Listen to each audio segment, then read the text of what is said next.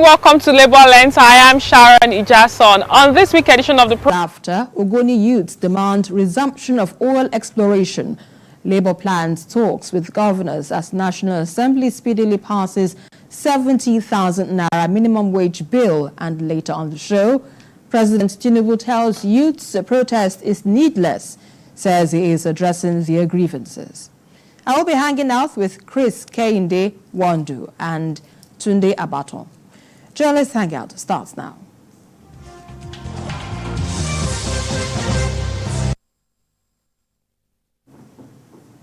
Health and environmental impacts of crude oil exploration in the Niger Delta have been a major concern for stakeholders, particularly residents of Ogoni land in Rivers State, which led to the suspension of oil exploration in the region for decades.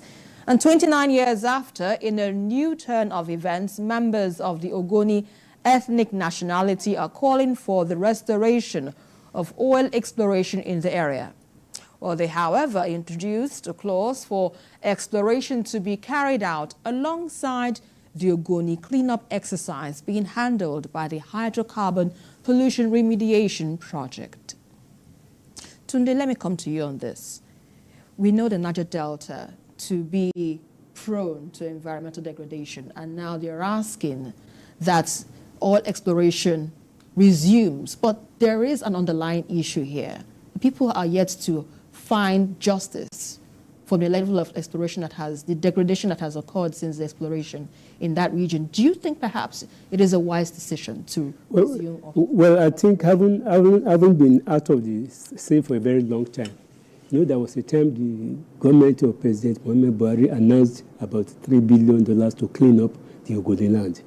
And now I want to believe that substantial progress has been made on that. Besides that, I think the people are just sending a message to the government that they want to remind the government that, yes, if exploration must resume, you must also pay us compensation. They are asking for $110 million from Shell to pay, because no Shell had to leave that place because of a lot of things. They are also asking for money. And I think it is not too much. If the emphasis on Nigeria now is on oil, and we all know what we have been losing for all these years. We know the kind of environmental degradation. We know a lot of human lives that have been lost. The Ogoni mine was there. A lot of lives have been lost. A lot of jobs have been lost. So I think it is only necessary that they should be compensated before oil exploration can start. It's not a blanket offer or blanket demand on the government to come and bring your share. They are also asking that before anything can be done, compensate us for all the injustices of the past. In the last 58 years, people have been there until 1995 when the issue started. That was 29 years ago. So I think government is so right, has to do something about the joint venture partners, those people who are actually mining the oil. They have to be resettled.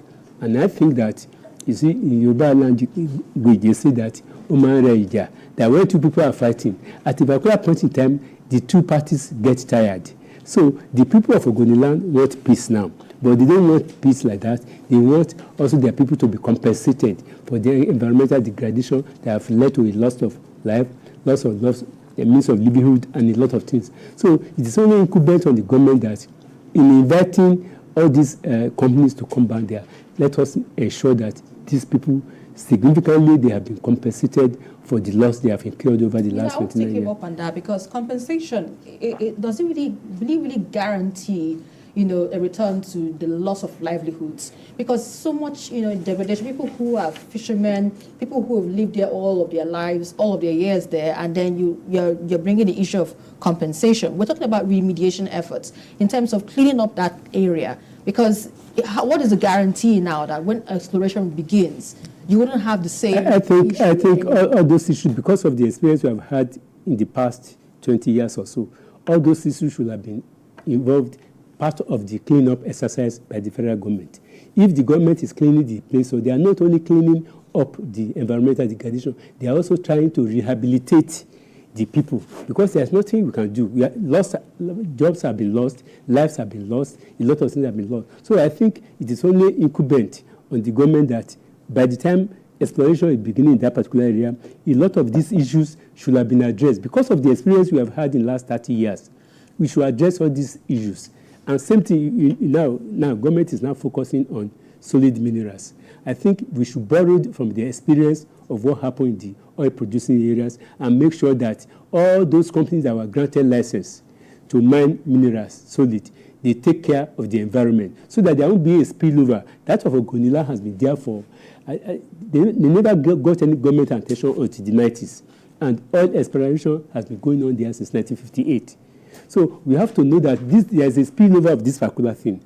Government has to do something. Yes, we know it's not about compensation, but compensation in all forms, in terms of cleanup, because the cleanup exercise is not only necessarily to clean their waters alone, but to clean everything that has been destroyed in the past 30 years of exploration. So I think it is only incumbent on the government. If you don't want a repeat performance of what led to the unrest in the Niger Delta, you can imagine that it was the first really serious measure that was taken to address that issue was taken by late President Umaru Yar'Adua, who set up the Niger Delta, he set up the NDDC, and not only NDDC, trying to compensate all these activists.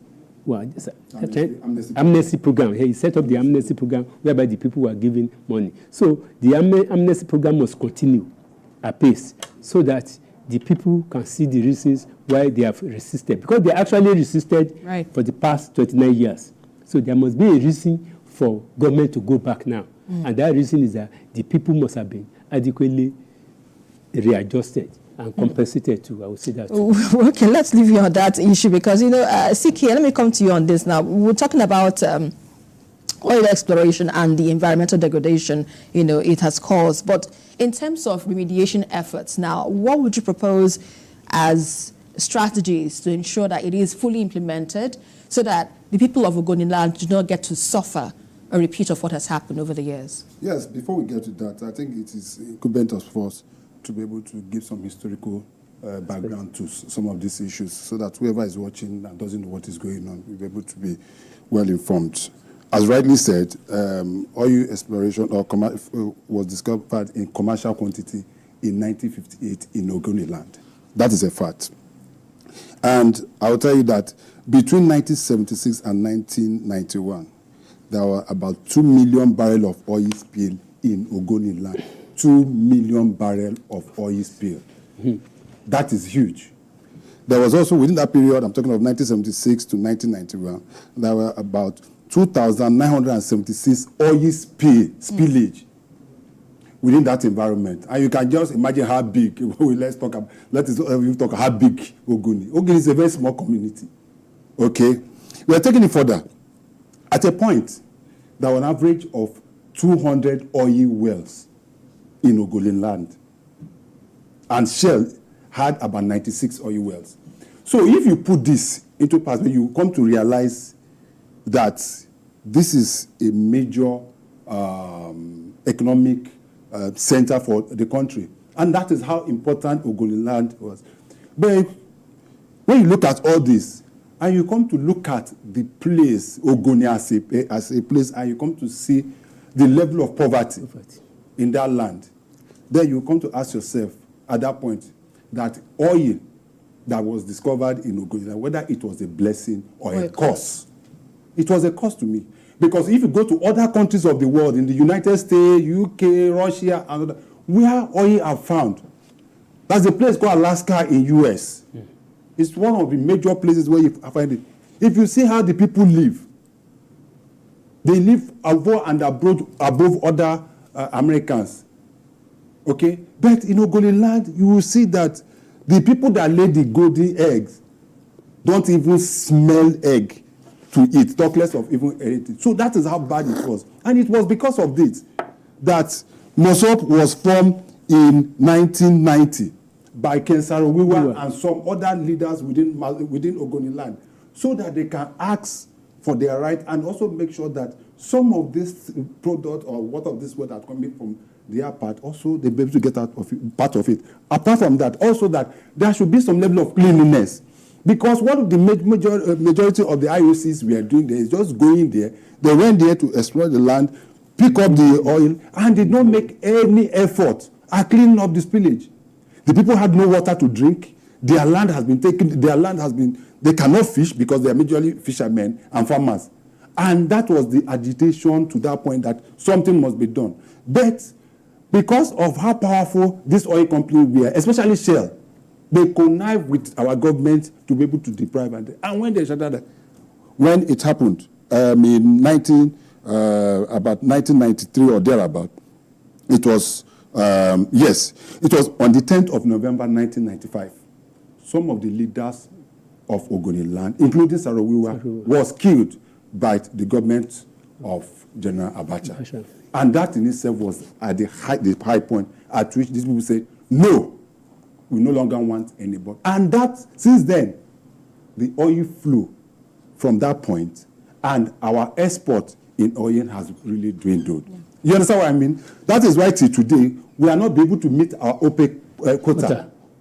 That is why the revenue we are getting from the natural resources that God has given us free of charge, we cannot be. That is why today, Dangote cannot get crude oil to service a refinery. So we have to put a historical part to this issue. Yeah. So after about 29 years, the people are saying, okay, let bygone be bygone. We cannot allow you to come back. Most of these IOCs have moved out of Ogoni. And I don't think there's any single one there. Now, but the government went ahead to set up the high prep, what we call the hydrocarbon pollution remediation project. I think that it was set up by former president. Yeah. There were issues surrounding that. Money were released. The problem is not that only of government. It is also of the problem of people from Niger Delta. Most of their leaders also collect this money and don't do what they're supposed to do. They will ask for their people to make. Look at what happened, NDDC. This year alone, I think we did the budget, I think about 3 trillion is being located to NDDC for Niger Delta. Go and ask yourself, see the establishment of the NDDC. What has been the level of development in the Niger Delta?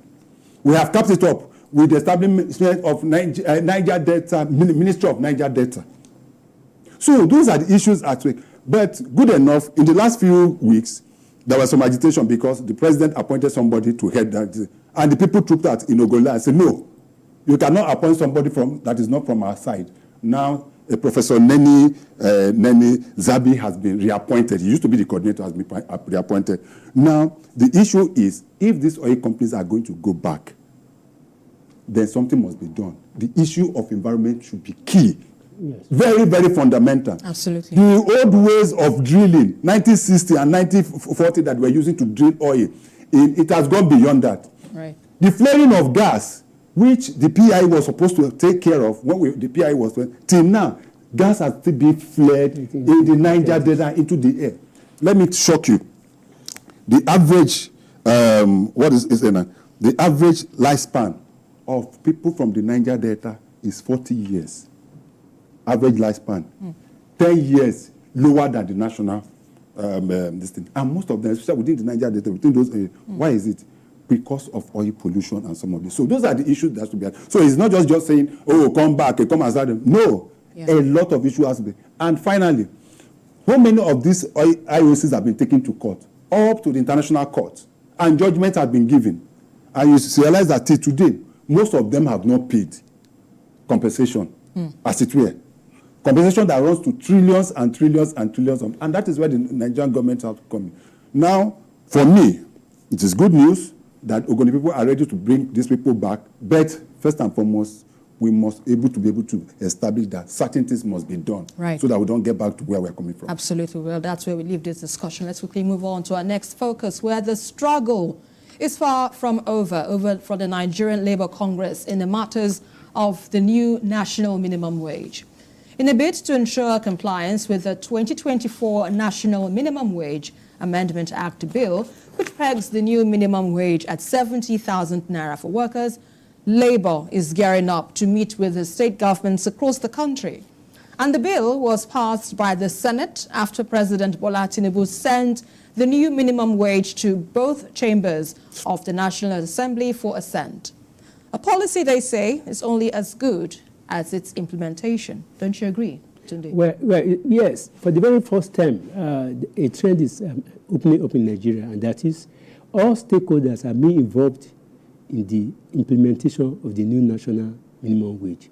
In the past, when the president announced a minimum wage, they expect all the states to follow. But this time around, the state governors, Nigerian Governors Forum, they were part of the negotiations. They were part of the special committee set up by the president. And they all agree on a particular minimum wage. To that extent, now that the labor is even prepared to go and meet the governors state by state, any state that cannot pay, instead of sitting down somewhere and issuing instruction, any state that cannot pay or that can pay even more than that, it will give the NSC the window to actually pin the state governors down. Because right in Nigeria today, all the state governors are elected. Yes, we are calling it national minimum wage, but there's something that we have to know in Nigeria, that is, the capacity of each of the 36 states of Nigeria is different from each other. So the capacity of each of the states will determine how far they can go. Good, the president said something. He said that because of the reality of the moment, he will suggest, he will present a bill to the National Assembly to ensure that the minimum wage is reviewed every 3 years. So if it is reviewed every 3 years, that is taking into cognizance the reality, economic reality of Nigeria today. So I salute the courage of the Congress, because initially before they met the president, they were saying that 250,000 naira or nothing. But now, probably some realities have set in. But I also want to implore the state governors, because it's very important. The head of all the states of Nigeria is the head of Nigeria as a country. Right. If 13 states in Nigeria are into strike every time, Nigeria is not okay. So let all the state governors faithfully and sincerely engage the NSC and tell them how they are going to pay this money. So far, we have all agreed. There were negotiations of probably over 6 months, so that you don't have a situation during the military government that some states will have paid, some states will be agitating for years before they can pay that thing. So let the NSC, it's good that the NSC is going to meet the state government. Let the state governments to sit down and be realistic about what they can do. If it means putting down their expenses as per the realities of the moment, because it's very important. So let there be dialogue, and let there be reconciliation where there are differences here and there. There's no point Labour saying we are going to shut down anything they cannot pay. And there's no point for state governors to be saying that it's either way they take 50,000 naira or no. Now, we all know that there was a negotiation before 70,000 naira was arrived at. So that negotiation informed the decision of the president, and that probably informed why the National Assembly, for the very first time, they passed something that's in interest of Nigeria within a very short time, that they passed the bill. It's now waiting for the signature of Mr. President. But meanwhile, all the state governors should be engaged. The federal government definitely can pay the money, but the state governors should engage labor and be sincere about it, so that we don't have a retinue of industrial disputes all over the place. Right. You know, you raised something quite, quite critical in terms of the government being, will I say, willing and able to pay. But Chris, let me come to you on this, because even if at all this might be like, let's say, victory at last on the part of the labor leaders, workers rather in general, on the government giving in to their demands. But then again, some will begin to ask, wouldn't this have any impact, as it were, on the Nigerian economy in a long-term and short-term basis? What do you make of this? Yes, I agree with you to a large extent. But it reminds that the way it is presently, Nigerians are going through one of the most excruciating pain ever. The prices of goods and services are hit the roof. It's not even hitting the roof. It has gone up the roof. Because once it to hit the roof, and that thing for it to get, it has gone up the roof. In fact, it's roofless. If at all, there's a term. Yes, if we're going to use that as a term, it's roofless. Because when you see that an average yam, just one tuber of yam, you go to market. I say it every time I come here. We also give money for people to go to market. The average, you cannot get any tuber of yam for less than 5,000 naira now, no matter how small it is.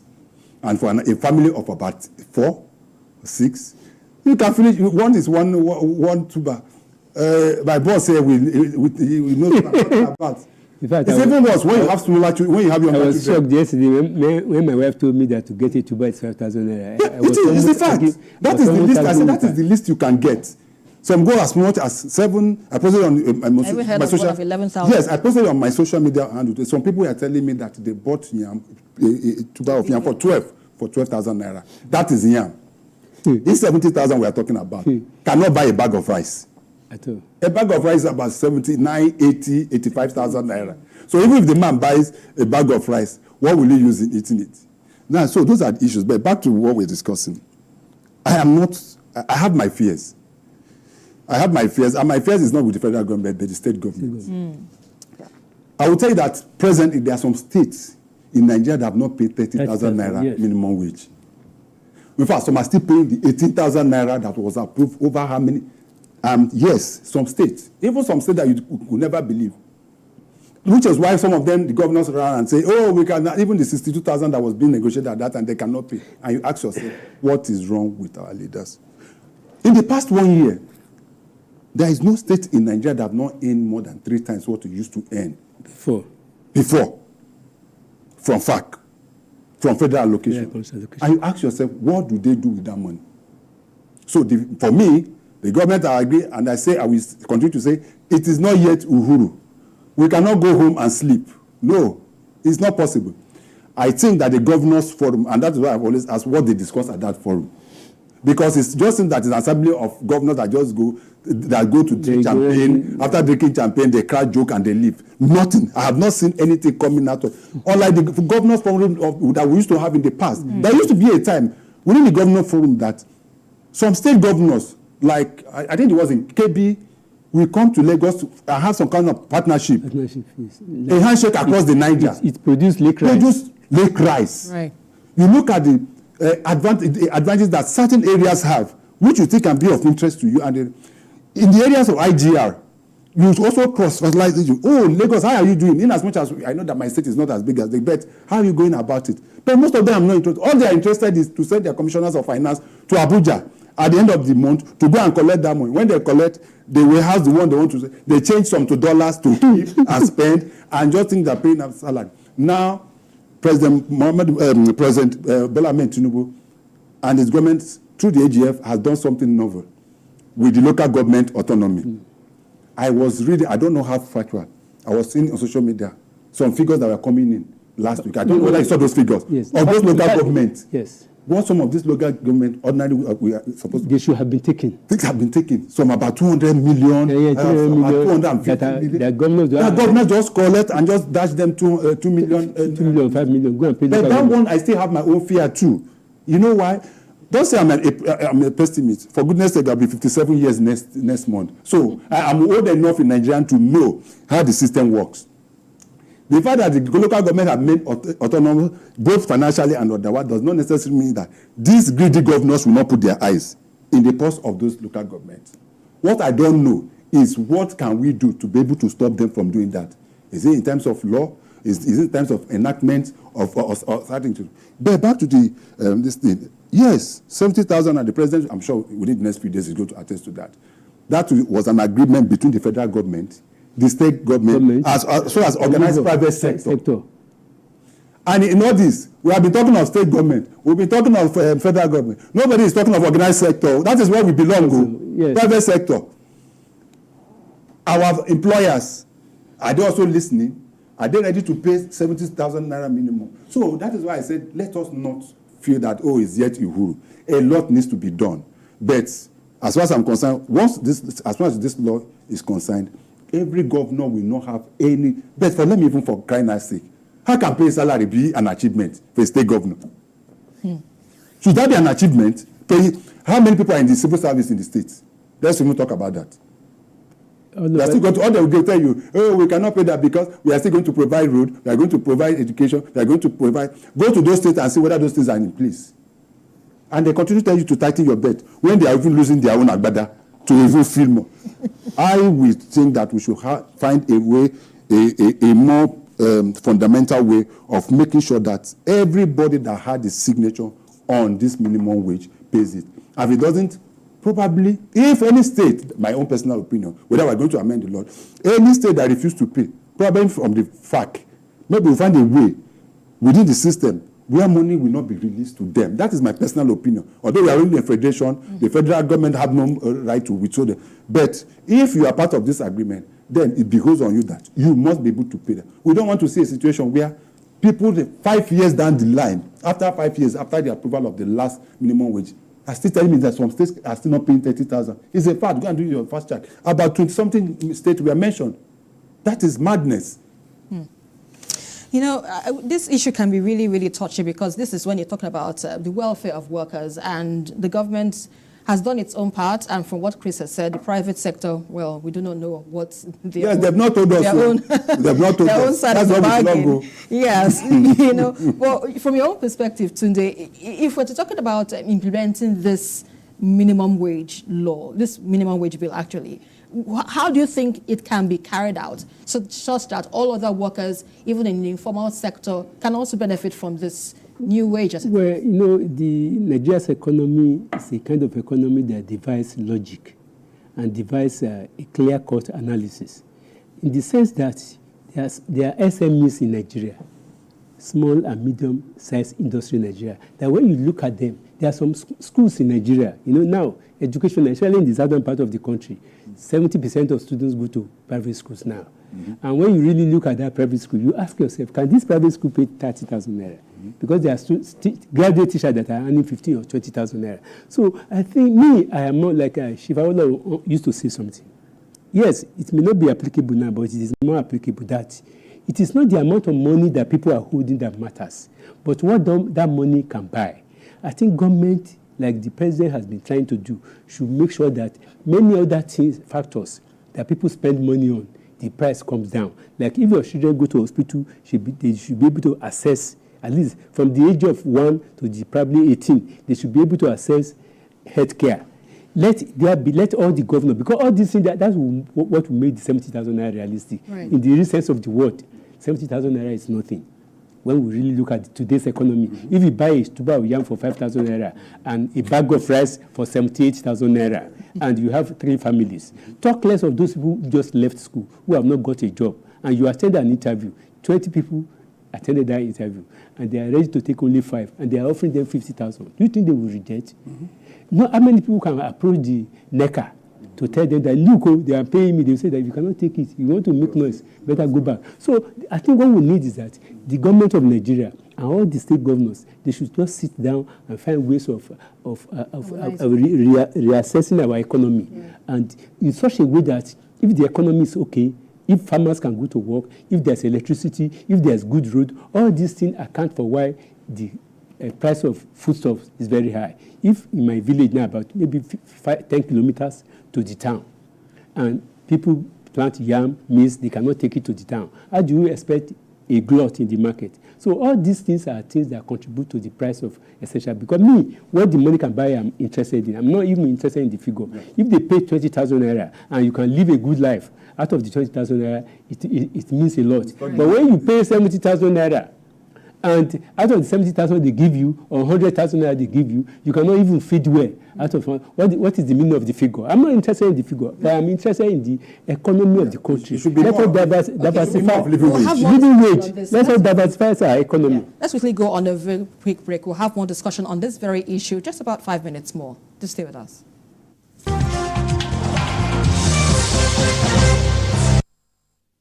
Quality wires and cables.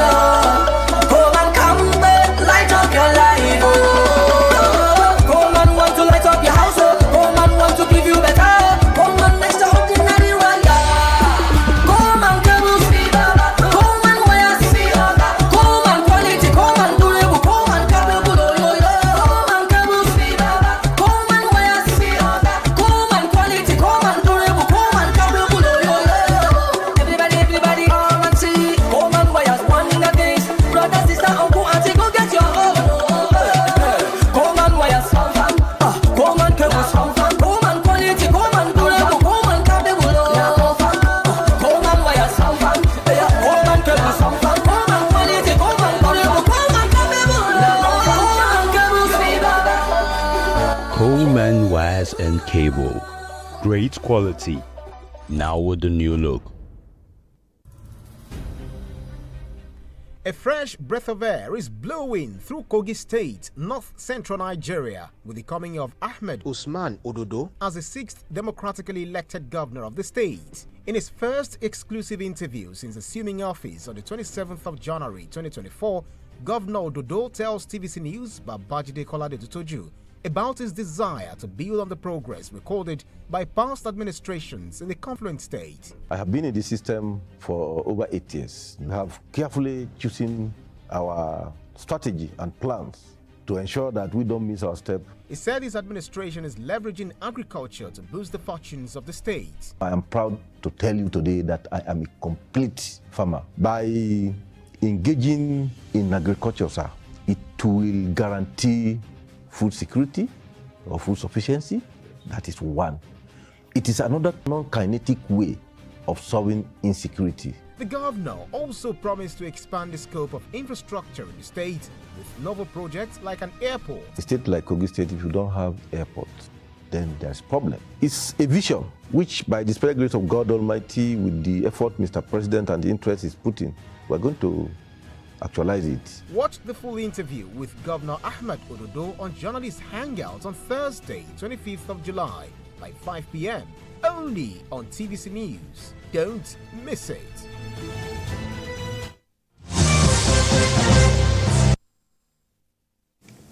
Welcome back. You're still on to Journalist Hangout, and we're discussing the labor issue with regards to the new minimum wage, where about 70,000 naira has now been agreed to for payment.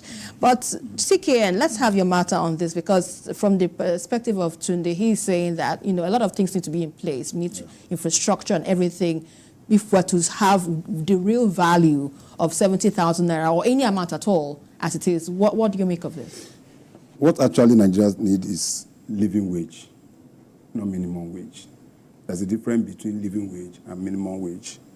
Even if you are paid 200,000 naira monthly, and you still can't, the 200,000 naira can be able to fetch you anything in the market, that becomes a problem. If you understand what I mean, you take 200,000 naira and you are coming back from the market, you are just holding a nylon bag with nothing inside. There's a problem. What do? I said it here last week that we need to declare a revolution and emergency in the agriculture sector. Very key. Most of the things we eat in Nigeria are homegrown, are home-based. Yam, cassava, beans, even rice. There's a Abakaliki rice now. What's that? Ofada rice now. And Cross River State, in Cross River, you get rice in some part of Cross River. Kebbi also. Yes. Even Abia. I remember one time I was taking a tour of Abia State, some part of Abia State. I was shocked that they were growing rice in Abia State. Beans you get in the north. Onions you get. Yam, Boku in Benue State. I've lived in, I remember when my dad was working in Benue. There's a place called Yandave, Buku, all those areas. When I was small, I remember everything. If you see the yam that come from Benue, it's not this type we're eating here. In Abakaliki, apart from the rice, they grew yam. It's in Abakaliki, I saw a tuber of yam that is as big as myself. Really? It's true, yes. I'm telling you. That's cassava everywhere. But the fact is that, one, are we addressing the basic issues? One, the issue of security. Most of the farmers cannot go back to the farm because of insecurity. You see what is happening in Plateau State, you see what is happening in Taraba, you see what is happening in Benue State. That is fundamental. Two, even when they get these products, bringing it to town becomes a problem. Transportation is a problem. Since the removal of oil subsidy, transportation has hit the roof. I was talking of the roof, I said it's out of the roof.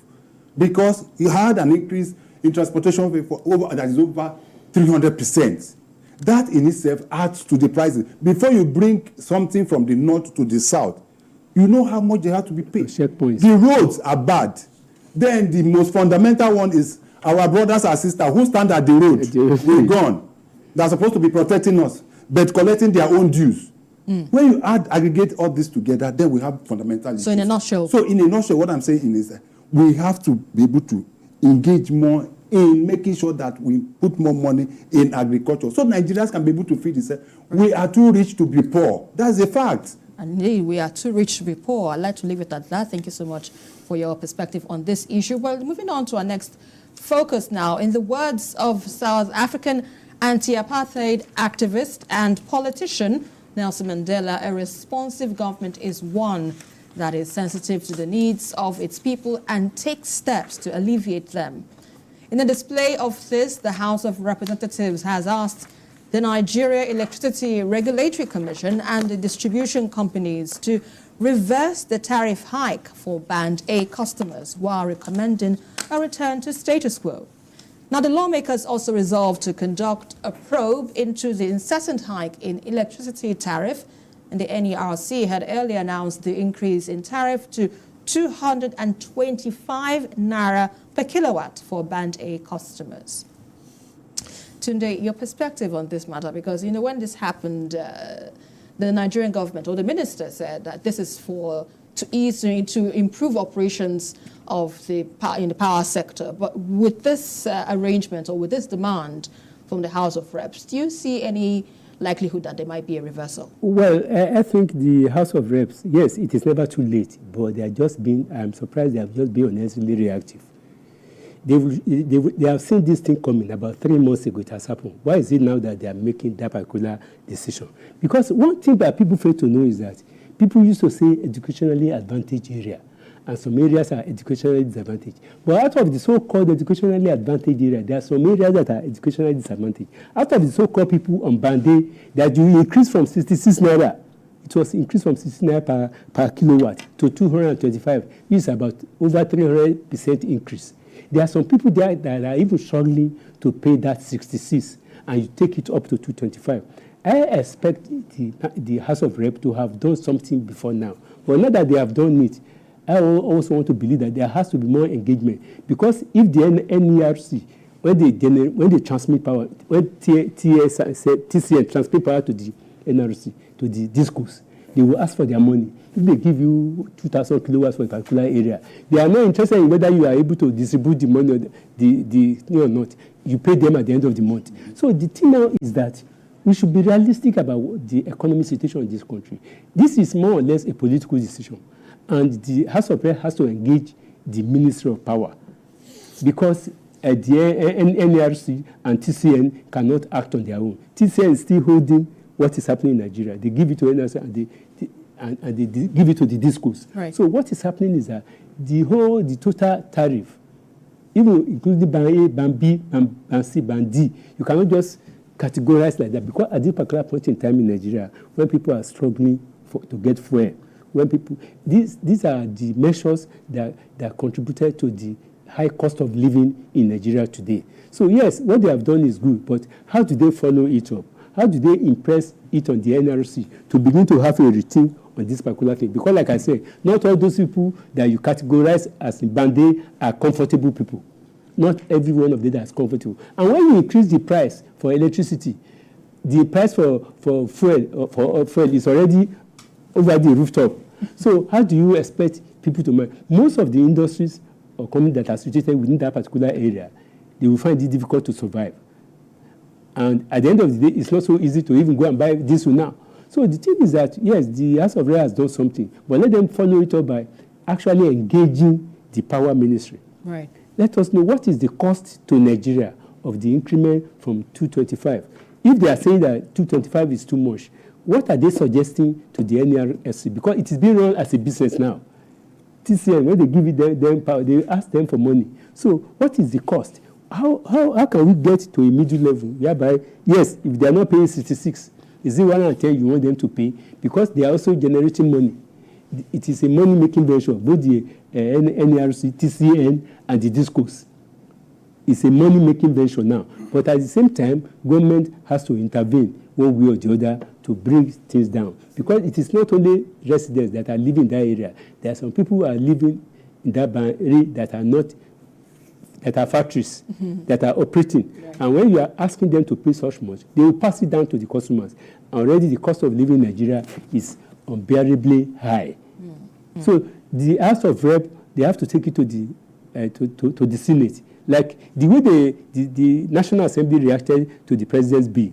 If they have been doing that all this time, perhaps the tension in Nigeria will have come down. Let them always react or preempt things before it happens. Right. Anything that happens to the majority of Nigerians, the downtrodden that are along the road, because there are many people who are on Band A that are poor people, and you are asking them to pay. Right. CKN, from what you said so far, no doubt this is what it expected, actually, if we are to ensure that, we have regular power supply, but it should be done in a fair process. But would you say perhaps there wasn't due consultations enough? Because from what the House of Reps is saying, that this tariff hike implementation should have been done in phases. So what would you propose as an alternative if this reversal is meant to be? The first question I want to ask, is this an order or is it advisory? We have to establish that first and foremost. If it's an order, that means that NERC and the DISCO are supposed to obey. If it's not an order, that it means that it's advisory. If it's an order and the DISCOs and NRC refuse to do that, what are the mechanisms I'm going to use in order to enforce that order? Those are the fundamentals. But let me tell you, my sister, it's a waste of time. Complete waste of time for me. There have been time and time again, over and over again, that the Senate and the House of Reps have issued such order and nothing happened. And the help one didn't fall. So this for me is just rhetoric. They're just, they've gone on break now. So if NRC refuse to do that, what will happen between now and when they resume? I don't want to believe that. With all due respect, it has gotten to a point where we as citizens supposed to look up to our leaders and say, they are there to represent us, they are there to represent our interest. If such an order is given by the Parliament in United Kingdom, it will be obeyed. If such an order is given by the Parliament in the United States, it will be obeyed. Let me give a critical example. About 2 weeks ago, Donald Trump was shot at and almost killed. One of the arms of the Parliament called the director of Secret Service, and they were questioning. At that place, they said it was a bipartisan. Each of them said, "You must resign, sir." They were asking a question. This one, they said, "Madam, you must resign. If you don't resign, we will resign you." Within 24 hours, what happened? The woman treated it well, honorably. We've seen several probes by the National Assembly, including this sector we are talking about. Have you forgotten into the Lumelu probe? Power probe. Yes, into the Lumelu probe now. Billions and billions and billions of naira. And at the end of it all, what happened? The one that happened, the NDDC, off the map and shut down the map. Even the minister of the minister, is it not the senior president presently? Now, to me, the issue for me where we should be focusing now is the fact is that how do we improve power supply in Nigeria? Right. Those should be the fundamental for me. Listen attentively. For goodness sake, this is a country we are hovering between 3,000 and 4,000 and 4,500 megawatt of power. That is all we have to hear. And have you asked yourself, in the last few months, the number of collapse that will be having within the power sector? If you understand what I'm trying to say. So those are, if a country of over 220 million, we are just distributing and sharing 4,000 megawatts, when South Africa with less population has under 55 to close to about 60, 70,000. And they say it's not enough because they are complaining. There are some certain places in South Africa, people are still complaining they don't have power. That should be the fundamental for me. Tell me how we are going to improve. There was a government that came, the last government told us that every year they are going to add 10,000 megawatts to the national grid. Instead of adding, they removed.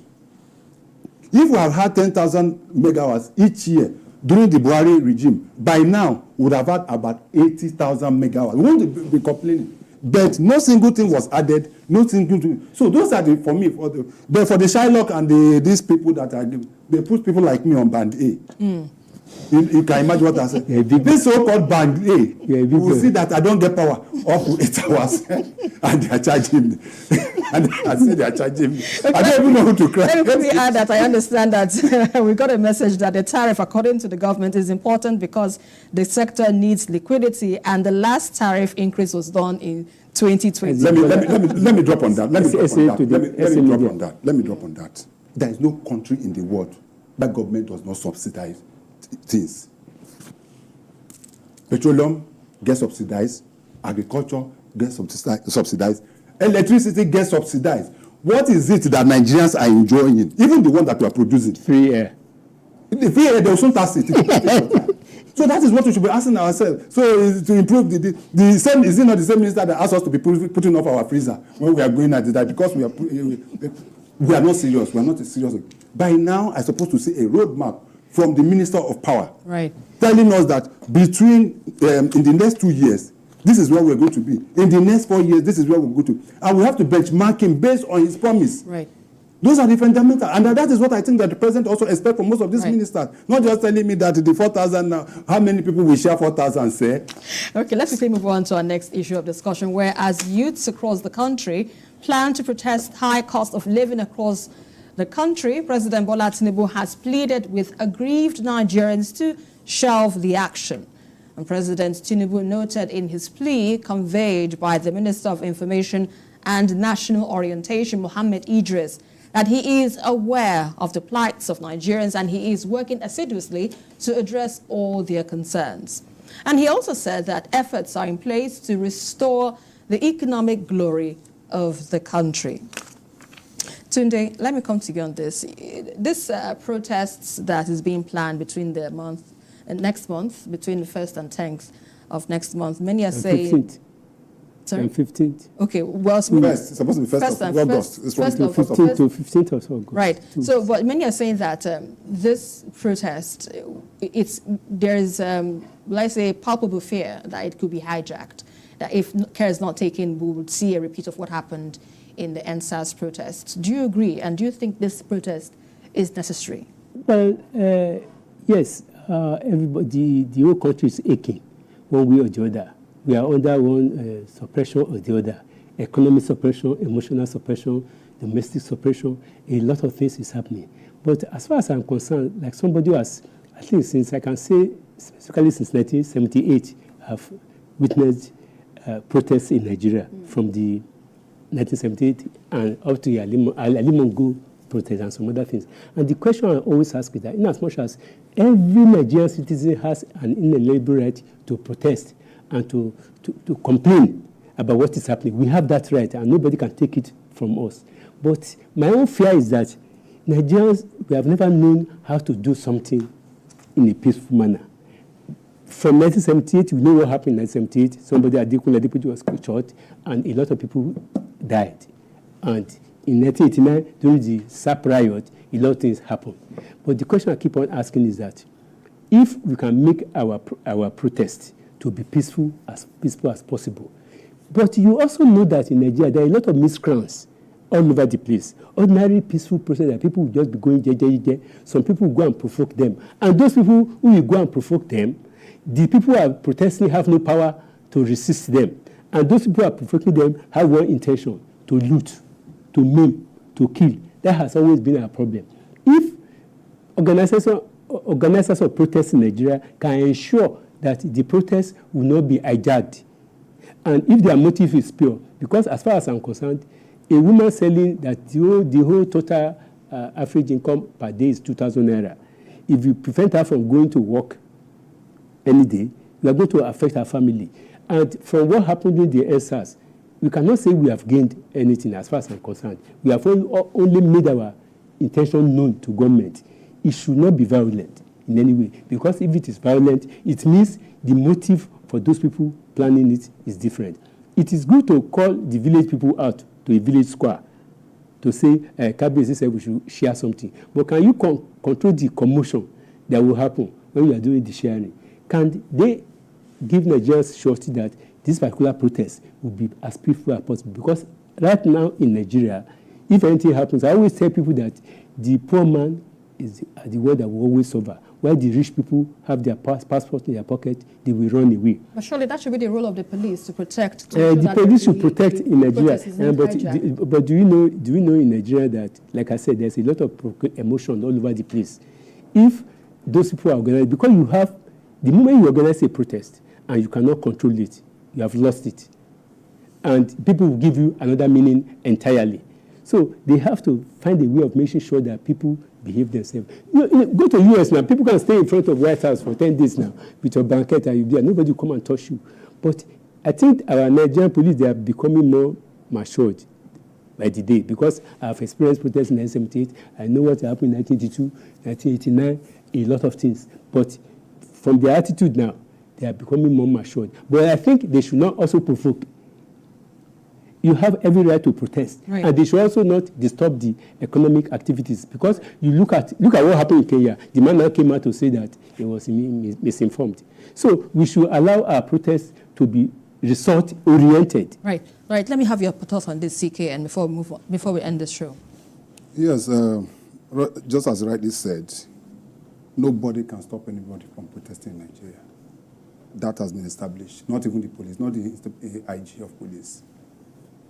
The Supreme Court of the Federal Republic of Nigeria have settled that protest is a fundamental human right, and every Nigerian has the right to protest. So that is why when I see some of this statement coming from security and the rest of them, it doesn't make any sense. You cannot stop anybody.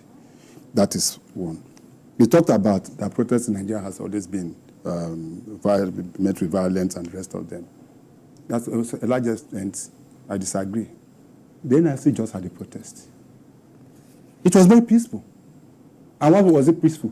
Because security agency was able to provide them with the necessary security. It is the duty of the police to provide security for people protesting so that it will not be hijacked by hoodlums or other people. That is the fundamental job of the police and security agents.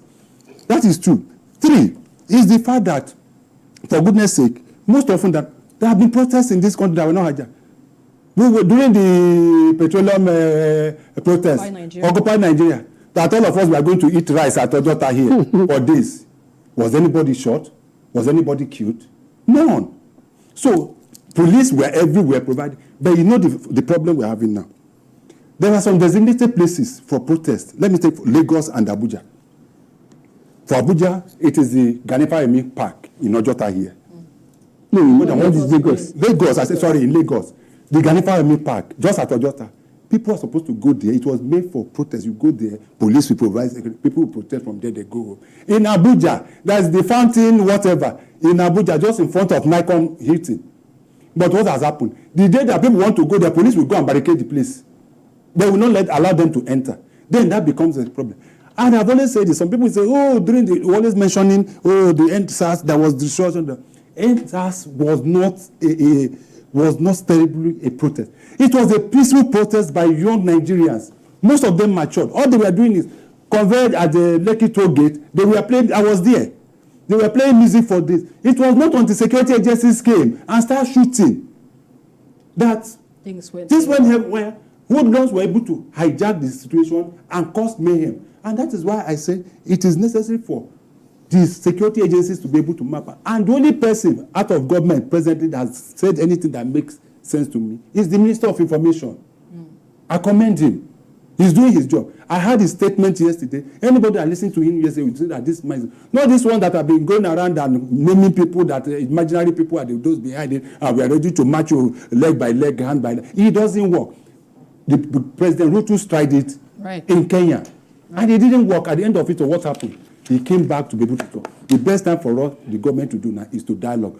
Try to look for those behind this, the leaders, hold them to a dialogue, speak with them, talk to them in a manner so that we can be able to make that we're going to stop the protest. I don't know how we're going to do it. All right, that's where we have to end today's conversation on this very crucial topics we've had today. Thank you so much, my gentlemen, in the studio. Chris Kehinde, Wandu, and Tunde. It's a pleasure being here again. Thank you very much. Thank you. Well, that's about it.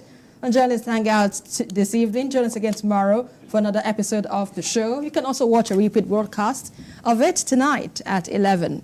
Join us again on Sunday from 1:30 to 3:30 p.m. We are also on YouTube at youtube.com/TVC News Nigeria. I am Esther Mapariela. Bye for now, and God bless Nigeria.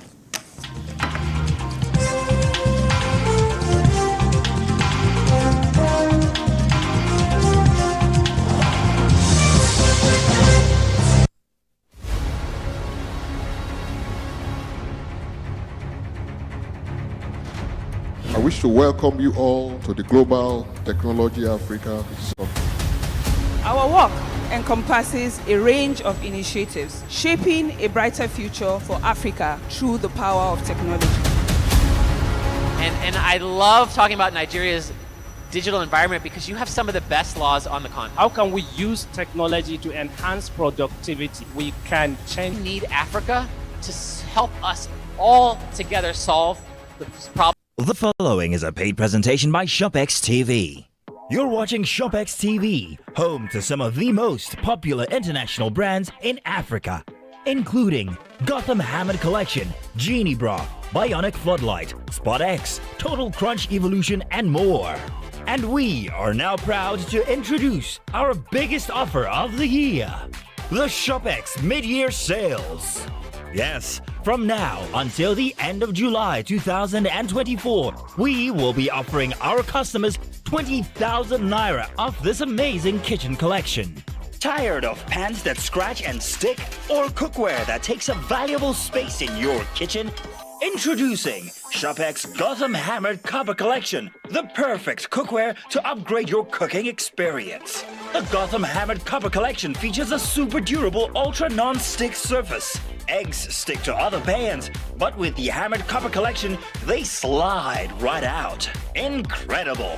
It's oven safe up to 500 degrees. Any recipe can be made in these pans, and then it wipes clean with ease. Make mouth-watering jollof rice or even fluffy pounder with ease, because nothing sticks. I needed a cookware to keep up with me. The Gotham Hammered Collection has been a game changer.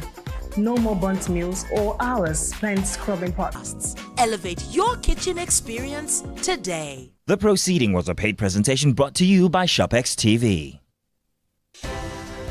At TVC News, wherever the